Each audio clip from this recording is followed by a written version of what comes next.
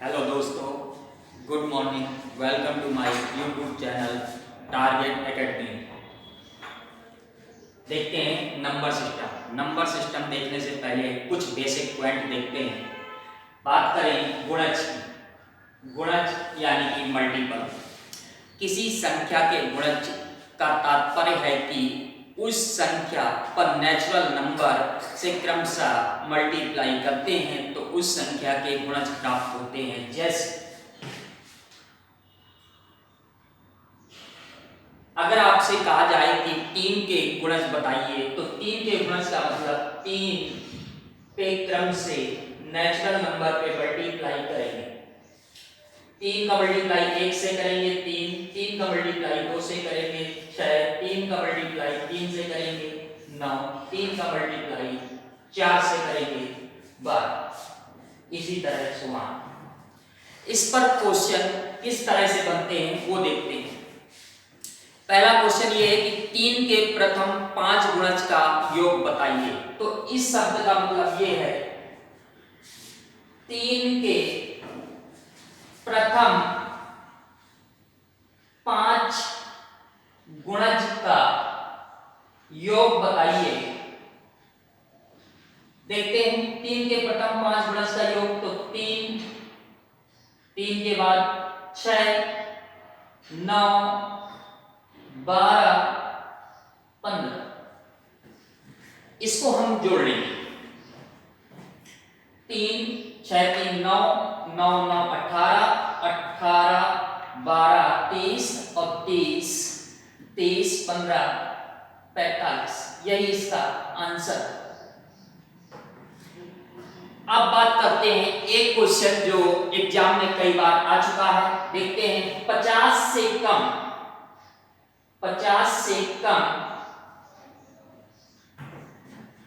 3 के सभी गुणज का योग बताइए। इसके लिए देखते हैं 50 से कम 3 के सभी गुणज का योग। इस शब्द का मतलब यह है कि पहला गुणज 3 होगा, 3 के बाद 6, 9, 12 डैश और ये शब्द लिखा 50 से कम। तो 50 से कम 3 का गुणज क्या होगा? 48। अब बात करें इन सबको जोड़ना है तो जोड़ने की एक आसान तरीका यह है। वैसे देखा जाए 3 से लेकर 48 तक अगर यहां पे देखा जाए तो पदों की संख्या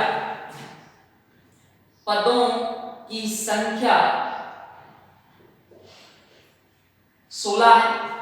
पदों की संख्या अगर 16 है तो देखते हैं, ये देखिए पहला पद और लास्ट पद 48 और 3 मिलकर 51 बनता है। इस प्रकार 48 पद हैं तो 8 जोड़े बनेंगे। एक जोड़े में अगर 51 प्राप्त होता है तो 8 जोड़े में क्या प्राप्त होगा? तो 51 को 8 बार जोड़ देंगे तो वही प्राप्त होगा। अर्थात ये भी कह सकते हैं कि 51 का मल्टीप्लाई 8 से कर दें, वही इसका आंसर होगा और इसका आंसर क्या होगा? 408। अब बात करते हैं गुणनखंड की। गुणनखंड क्या है? गुणनखंड का मतलब ये होता है छोटे छोटे टुकड़े। किसी संख्या के गुणनखंड ज्ञात करना है तो उस संख्या को कौन कौन सी संख्या पूर्णतया विभाजित कर सकती हैं वही उसके गुणनखंड होंगे। जैसे आपसे पूछा जाए कि 12 के गुणनखंड बताइए तो 12 के गुणनखंड कौन कौन से होंगे? तो उसके लिए देखते हैं 12 को कौन कौन सी संख्या काट देंगी? 1, 2 भी काट देगी, देखिए 3 भी काट देगी, 4 भी काट देगी और 6 भी काट देगी और 12 भी काट देगी। एक और एग्जाम्पल लेते हैं। 18 के कौन कौन से गुणज हैं? 18 के कौन कौन से गुणज हैं उसके लिए देखते हैं। यहां पे 1 काट देगी, 2 भी, 3 भी, 6 भी, 9 भी और 18। अब इस पर क्वेश्चन किस तरह से बनता है वो देखते हैं। यहां पे आपसे क्वेश्चन कहेगा 10 के गुणनखंड का योग बताइए। 10 के गुणनखंड का योग बताइए। तो 10 के गुणनखंड कौन से हैं? 1 है, 2 है, बात करें 5 है और 10। इन सबको जोड़ ले तो देखते हैं 1 2 1 3 5 3 8 10 8 18, यही इसका आंसर होगा। तो एक बार इस बात को और देखते हैं। सबसे पहले हमने बात की है गुणज। गुणज का मतलब मल्टीपल, मल्टीपल का मतलब ये होता है कि उस पर नेचुरल नंबर से क्रम से मल्टीप्लाई किया जाए तो वो उसके गुणनखंड कहलाते हैं। अगर आपसे कहा जाए 5 के गुणज बताइए तो 5 के प्रथम गुणज 5 होगा, 10 होगा, 15 होगा। इसी प्रकार 20 के गुणज कहे जाए तो 20 40 60 इस तरह से। और यहाँ पे बात करें गुणनखंड की तो गुणनखंड का मतलब होता है फैक्टर। फैक्टर का मतलब होता है छोटे छोटे टुकड़े। कहने का मतलब यह है कि किसी संख्या के गुणनखंड ज्ञात करना है तो उस संख्या को कौन कौन सी संख्या पूर्णतया विभाजित करेगी वही उसके गुणनखंड होंगे। जैसे मैंने एग्जाम्पल में बताया 12 के 18 के। अब बात करते हैं यहाँ पे नंबर सिस्टम पर कुछ बेसिक चीजें। सबसे पहले बात करते हैं, अब देखते हैं हम लोग नंबर सिस्टम पे कुछ बेसिक पॉइंट। सबसे पहले अभाज्य संख्याएं। अभाज्य संख्याएं, इसको इंग्लिश में कहते हैं प्राइम नंबर। इसके लिए डेफिनेशन याद रखिएगा, मैंने लिखा भी है ओनली टू फैक्टर। इस शब्द का मतलब क्या है? जिसके दो गुणनखंड हों उस संख्या को अभाज्य संख्या कहते हैं। अर्थात जो एक से कट जाए, स्वयं से कट जाए, इसके अलावा किसी और से ना कटे। और बात करें एक, तो एक याद रखिएगा प्राइम नंबर नहीं है, क्योंकि एक के दो गुणनखंड नहीं। इसके बाद करें दो, दो के दो गुणनखंड है, एक और दो। तीन के एक और तीन। डैश इस प्रकार हम थोड़ा सा देखते हैं। तो प्राइम नंबर पे बात करें तो सबसे छोटा प्राइम नंबर 2 है। 2 के बाद 3 5 7 11 13 17 19 23 29 31 37 41 43 47। और आगे देखते हैं 53 59 61 67 71 73 79 83 89 और 97। तो इस बात को, पहली बात को याद रखिएगा, एक अभाज्य संख्या नहीं है। सबसे छोटी अभाज्य संख्या क्या है? 2। इस पर बनने वाले क्वेश्चन देखते हैं। फर्स्ट क्वेश्चन हम देखते हैं लीस्ट प्राइम नंबर, अर्थात सबसे छोटी अभाज्य संख्या। तो सबसे छोटी अभाज्य संख्या 2 है। इसके बाद दूसरा क्वेश्चन देखते हैं 1 से 50 तक की गिनती में कितनी अभाज्य संख्याएं हैं। तो यहाँ पे काउंट कर लेते हैं। 1 से 50 मैंने इस क्रम में लिखा भी है। 1 से 50 तक की गिनती में कितनी अभाज्य संख्याएं तो देखते हैं। पहले 1 से 10 तक में आपको 4 मिलेंगी, फिर 20 से 4, फिर 30 तक 2, फिर 40 तक 2, फिर 50 तक 3। इस प्रकार देखते हैं तो 4 8 10 12 15। इसका मतलब 1 से 50 तक की गिनती में आपको यहाँ पे 15 अभाज्य संख्याएं मिलेंगी। दूसरा क्वेश्चन देखते हैं 1 से 100 तक की गिनती में कितनी अभाज्य संख्याएं होंगी। तो इन सबको काउंट कर लें तो टोटल देखते हैं 15 तो ये देख ही चुके हैं। 15 2 ये हो गई, 2 4 4 3 7 2 9 1 10। इसका मतलब 15 10 25, यानी कि 1 से 100 तक की गिनती में कुल 25 अभाज्य संख्याएं होती हैं। अब बात करते हैं अगले क्वेश्चन की। लिखा है प्रथम 9 अभाज्य संख्याओं का योग बताइए। तो इसका मतलब क्या है? प्रथम 9 अभाज्य संख्याओं का योग। तो 1 2 3 4 5 6 7 8 9। इसका मतलब इन सबको हम जोड़ लें, जो प्राप्त होगा वही प्रथम 9 अभाज्य संख्याओं का योग होगा। और प्रथम 9 अभाज्य संख्याओं का योग होगा 100। और बात करें अगले क्वेश्चन की, उन अभाज्य संख्याओं का योग बताइए ये जो 17 से बड़ी ना हो। इस शब्द का मतलब ये है उन अभाज्य संख्याओं का योग फाइंड आउट करना है जो 17 से बड़ी ना हो। अर्थात इस पर हम देखते हैं 2 3 5 7 11 13 17। इस शब्द का मतलब है 17 से बड़ी ना हो, अर्थात 17 से ऊपर वाली संख्या को शामिल नहीं करना है, 17 तक शामिल करना है। इन सबको जोड़ लेते हैं 2 3 5 5 10 17 11 28 और ये कुल मिला के 58। अब बात करते हैं 323 के अभाज्य गुणनखंड कौन से है। तो 323 के अभाज्य गुणनखंड है कौन से, उसके लिए याद रखिएगा 323 के केवल दो ही अभाज्य गुणनखंड है, एक 17 और 19। 17 और 19 का आपस में मल्टीप्लाई किया जाएगा तो 323 प्राप्त होगा। इसका मतलब 323 के अभाज्य गुणनखंड है दो, एक 17 दूसरा 19। अगले क्वेश्चन की बात करें, 3 अंकों की सबसे छोटी अभाज्य संख्या कौन सी है। तो 3 अंकों की सबसे छोटी अभाज्य संख्या 101 है। एक बार और देख लेते हैं। मैंने बताया कि अभाज्य संख्याएं प्राइम नंबर, मैंने बताया कि जो एक से कट जाए, स्वयं से कट जाए, इसके अलावा किसी और से न कटे। मैंने ये बताया कि जिसके दो गुणनखंड हो उन संख्याओं को अभाज्य संख्या कहते हैं। और ये याद रखिएगा सबसे छोटी अभाज्य संख्या 2 होती है। अब इसके बाद हम लोग देखते हैं भाज्य संख्याएं। भाज्य संख्याएं कंपोजिट नंबर।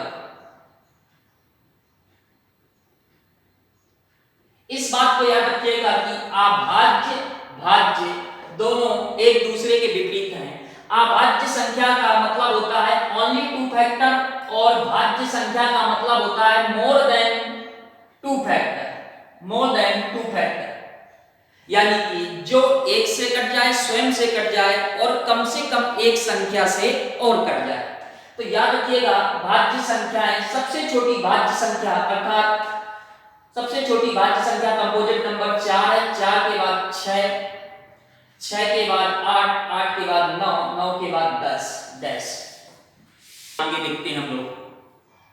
बात करें प्राकृतिक संख्या, जिसको इंग्लिश में कहते हैं नेचुरल नंबर। ये प्राकृतिक संख्या नेचुरल नंबर है क्या? नेचुरल नंबर उन संख्या को कहते हैं जिनकी हम काउंटिंग कर सकें, गिनती गिन सकें।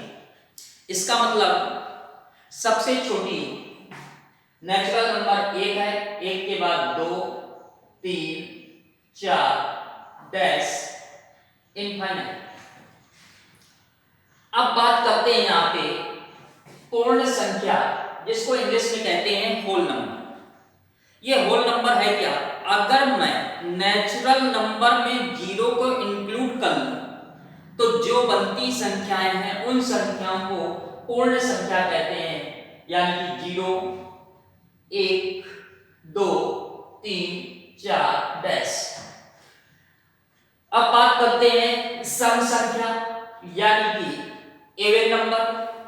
सम संख्या वे संख्याएं कहलाती हैं जो 2 से पूर्णतया विभाजित हो जाएं, उन संख्याओं को सम संख्या कहते हैं। जैसे 2, 4, 6, 8, 10 डैश। उसके बाद चर्चा करते हैं विषम संख्या की। विषम संख्या यानी कि ऑड नंबर। विषम संख्याएं उन संख्याओं को कहते हैं जो 2 से विभाजित न हो। इसका मतलब 1, 3, 5, 7, 9 डैश। अब बात करते हैं पूर्णांक की, इंटीजर्स। तो पूर्णांक में पॉजिटिव और नेगेटिव और 0 को शामिल करते हैं। तो जैसे 0, 1, 2, 3 डैश, -1, -2, माइनस। ये सभी संख्याएं पूर्णांक यानी पूर्ण हैं। अब बात करें इसी में, तो ये सभी पॉजिटिव इंटीजर्स हैं और ये सभी नेगेटिव इंटीजर्स हैं। अब बात करते हैं परिमेय संख्याओं की। परिमेय संख्याएं रेशनल नंबर। परिमेय संख्याएं वे संख्याएं होती हैं जो p/q के रूप में व्यक्त की जा सके, लेकिन q not equal 0, q not equal 0, यानी q की जगह पे 0 नहीं रख सकते। यानी कि डिनोमिनेटर की जगह 0 नहीं होना चाहिए, नोमिनेटर की जगह 0 रख सकते हैं। बात करें जैसे 0 अपॉन समथिंग, इसकी वैल्यू 0 होगी। तो 0 एक प्राइम नंबर है, सॉरी 0 एक रेशनल नंबर है। जीरो के बाद बात करते हैं 2/3, 3/4, 22/7, ये सभी परमेय संख्याएं हैं। अब बात करते हैं अपरमेय संख्या की। अपरमेय संख्या जो रूट के फॉर्म में होती हैं उन संख्याओं को अपरमेय संख्या कहते हैं, जैसे √3, √5। बात करें पाई, तो पाई, इस बात को दिमाग में रखिएगा कि पाई एक अपरमेय संख्या है। पाई एक अपरमेय संख्या है, क्योंकि याद रखिएगा कई लोग समझ बैठते हैं कि पाई जिसकी वैल्यू 22/7 होती है, हकीकत में देखा जाए तो पाई की वैल्यू 22/7 नहीं होती है, वो तो केवल लेट कर ली जाती है। जब आपसे पूछा जाए कि 22/7 क्या है तो परमेय संख्या है, और जब आपसे पूछा जाए पाई क्या है तो पाई कैसी संख्या है, अपरमेय संख्या। अब इस पर आधारित क्वेश्चन कुछ देखते हैं। पहले तो मैं फार्मूला बता दूं। पहला फार्मूला देखते हैं। प्रथम n प्राकृतिक संख्याओं का योग ज्ञात करना। प्रथम n प्राकृतिक संख्याओं का योग ज्ञात करना। देखते हैं इसके बारे में।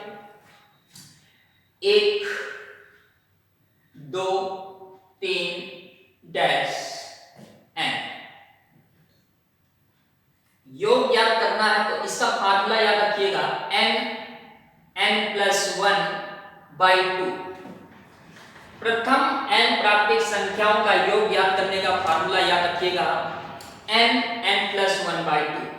इस पर एक क्वेश्चन देखते हैं। प्रथम 10 प्राकृतिक संख्याओं का योग। प्रथम 10 प्राकृतिक संख्याओं का योग ज्ञात करना है तो उसके लिए 1, 2, 3 डैश 10, यानी कि n बराबर 10 फार्मूले में रखेंगे तो 10 × 11/2 और ये आ जाएगा 55। अब बात करते हैं प्रथम n प्राकृतिक संख्याओं के वर्ग का योग ज्ञात करना। प्रथम n प्राकृतिक संख्याओं के वर्ग का योग ज्ञात करना, उसका फार्मूला हम लोग देखते हैं। n फार्मूला होता है n+1 2n+1/6। इस पर भी एक क्वेश्चन देखते हैं। प्रथम 10 प्राकृतिक संख्याओं के वर्ग का योग ज्ञात कीजिए, अर्थात 1 का स्क्वायर, 2 का स्क्वायर, 3 का स्क्वायर डैश 10 का स्क्वायर। तो वैल्यू पुट अप करते हैं तो 10 × 11, 10 20 21/6, और इसको हम सॉल्व कर लेते हैं। 5 3 7 77 × 5 7 35 7 35 3 8 385।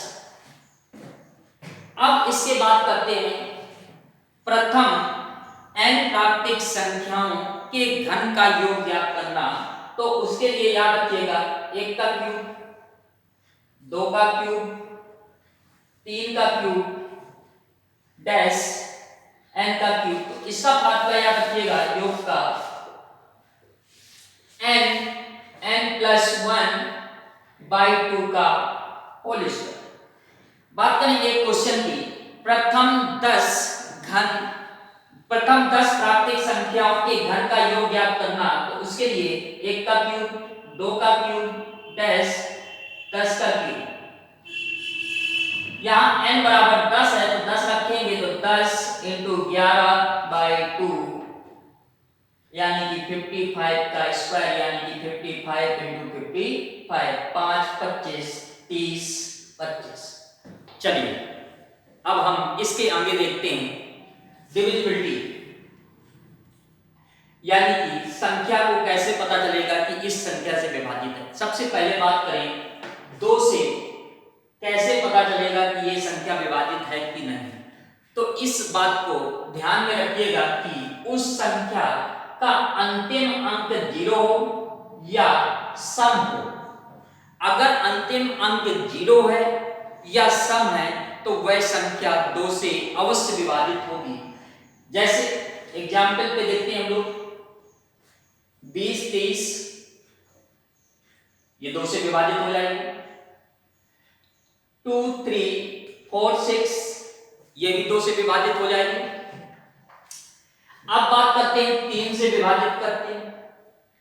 कैसे पता चलेगा कि कोई संख्या 3 से विभाजित है या नहीं। तो याद रखिएगा 3 से विभाजित होने के लिए संख्या के अंकों का योग अगर 3 से विभाजित है तो पूरी संख्या भी 3 से विभाजित होगी। लिखा भी है मैंने यहाँ पे, संख्या के अंकों का योग 3 से विभाजित है तो संख्या भी 3 से विभाजित होगी। एग्जाम्पल देखते हैं, जैसे बात करें 3 5 7 1 2, देखते हैं ये एक कोई संख्या है और 3 से विभाजित है कि नहीं। तो इसके अंकों का योग देखते हैं, 3 5 3 8 8 7 15 15 1 16 16 2 18 18 जो कि 3 से विभाजित है। इसका मतलब ये संख्या भी 3 से विभाजित अवश्य होगी। अब बात करते हैं 4 से विभाजित करने का नियम। कैसे पता चलेगा कि ये संख्या 4 से विभाजित है कि नहीं। अगर कोई संख्या दी गई है 4 से विभाजित है या नहीं, उसके लिए अंतिम 2 अंकों से मिलकर बनी संख्या 4 से विभाजित है तो पूरी संख्या भी 4 से विभाजित होगी। कहने का मतलब संख्या के अंतिम 2 अंक 4 से विभाजित है तो संख्या 4 से विभाजित होगी। देखते हैं इस पे, जैसे ये संख्या के अंतिम 2 अंक 20 है तो 20 4 से विभाजित हो रही है तो पूरी संख्या भी 4 से विभाजित होगी। और देखते हैं एग्जाम्पल पे, अंतिम 2 अंकों से मिलकर बनी संख्या 64 है जो कि 4 से विभाजित है तो ये संख्या भी 4 से पूर्णतया विभाजित होगी। अब बात करते हैं 5 से विभाजित। तो 5 से विभाजित होने के लिए बेहद आसान होता है। उसके लिए इस बात को ध्यान में रखिएगा कि अंतिम अंक 0 हो या 5 हो तो वे संख्या 5 से अवश्य विभाजित होगी, उसको लिखने की आवश्यकता नहीं। अब बात करते हैं 6 से विभाजित।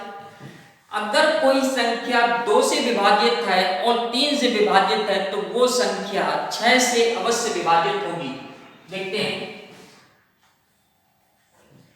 अवश्य विभाजित होगी। उसके लिए हम एक संख्या लेते हैं 3 5 7 1 2। ये संख्या 2 से भी और 3 से भी विभाजित हो रही है, इसका मतलब ये संख्या 6 से अवश्य विभाजित होगी। बात करें 7 से विभाजित देखना चाहते हैं और 7 से विभाजित है कि नहीं, उसके लिए हम लोग देखते हैं 7 से कैसे पता चलेगा कि विभाजित है कि नहीं। तो एक एग्जाम्पल लेते हैं 3 9 8 3। उसके लिए इस बात को ध्यान में रखिएगा कि यहाँ पे अंतिम अंक 3 है और 3 में 5 का मल्टीप्लाई करेंगे तो 15 प्राप्त होगा और ये जो शेष बचा 3 9 8 इसमें 15 ऐड करेंगे तो देखते हैं 8 5 13 9 1 10 1 11 और 3 1 4। अब और भी मिनिमाइज करना चाहें तो फिर देखते हैं 3 में 5 का मल्टीप्लाई करते हैं 41 तो ये हो गया और ये 15 और जोड़ेंगे ये हो जाएगा 56 और 56 जो कि 7 से विभाजित है तो पूरी संख्या भी 7 से विभाजित अवश्य है। अब बात करते हैं 8 से विभाजित होने का नियम। 8 से विभाजित होने का नियम, अंतिम 3 अंकों से मिलकर बनी संख्या अगर 8 से विभाजित है तो पूरी संख्या भी 8 से विभाजित होगी। इसके लिए देखते हैं एग्जाम्पल 4 0 3 2 8। अंतिम 3 अंकों से मिलकर बनी संख्या 328 जो कि 8 से विभाजित है तो पूरी संख्या भी 8 से विभाजित होगी। अब बात करते हैं 9 से विभाजित होने का नियम, 9 से विभाजित होने का नियम, संख्या के अंकों का योग अगर 9 से विभाजित है तो पूरी संख्या भी 9 से विभाजित होगी। इसके लिए एग्जाम्पल देखते हैं हम लोग।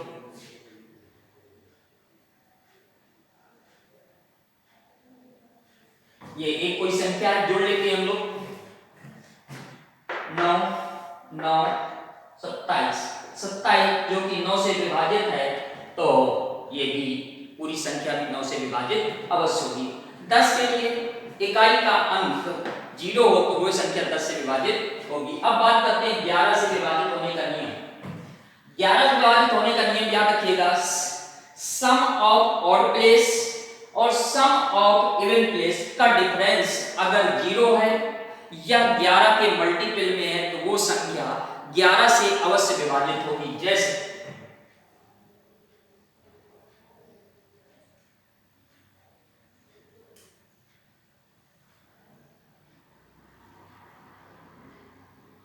देख लेते हैं ये संख्या 11 से विभाजित है कि नहीं।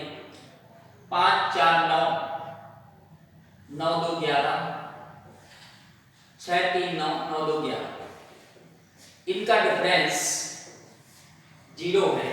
इसका मतलब ये संख्या 11 से पूर्णतः विभाजित